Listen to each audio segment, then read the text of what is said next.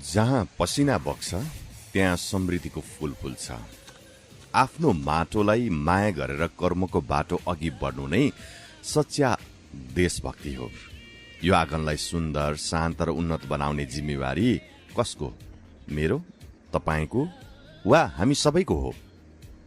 हामी जहाँ भए पनि, जे गरे पनि हाम्रो हरेक प्रयास देश र समाजको हितको लागि हुनुपर्छ। कर्मयुद्ध स्वदेशमै गर्नुपर्छ, देश बनाउनुपर्छ भन्ने भावना हामीमा नभएको होइन।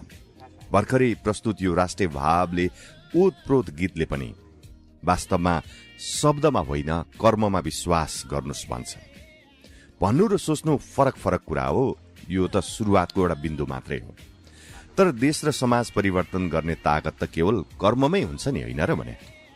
ठूला भाषण र सपनाले होइन, दिनौं गरिने साना साना इमान्दार कामले नै राष्ट्रको भविष्य कोर्छ। के यो साँचो हो? अवश्य पनि साँचो हो। कुरा कम गर्ने, काम धेरै गर्ने, आश्वासन दिँदै नदिने तर परिणाम दिने, सिद्धान्त होइन व्यवहारिक हुने। आफ्नो ठाउँबाट जे सकिन्छ त्यही उत्कृष्ट तरिकाले गरौं न। जब हरेक हात कर्ममा जुड्छ तब मात्र समृद्ध नेपालको सपना साकार हुन्छ। हाम्रो पहिचान हाम्रो कर्मले बनाउने हो नि। हाम्रो पहिचान त हाम्रा ठूला ठूला कुरा गरेर ठूला ठूला भाषणले त पक्कै पनि हुने होइन होला। अनि फेरि यो गीतको भावमा, राष्ट्रिय भावमा एउटा भनिया छ क्या, यो शान्ति क्षेत्रको आँगन रे। कस्तो राम्रो शब्द चयन गरिएको छ यसमा। यहाँ त धेरै खालका कुराहरू हामीले सम्झन सक्छौं, बुझ्न सक्छौं। तर यहाँ कोलाहल छ, बुद्धको भूमिमा कोलाहल छ। शान्त र निरन्तर हाम्रो जुन कर्म गर्छौं नि त्यसको खाँचो पनि त छ। जहाँ शान्ति हुन्छ त्यही विकास र प्रगतिको जग पनि त बस्ने हो नि। जब यो शान्ति क्षेत्रको आँगनमा हरेक नेपालीको पसिना र समर्पणको बिउ रोपिन्छ नि तब मात्र स्वाभिमानको फल फल्छ। कि होइन? अवश्य पनि हो नि। यो त न त विवाद न त केवल भाषण।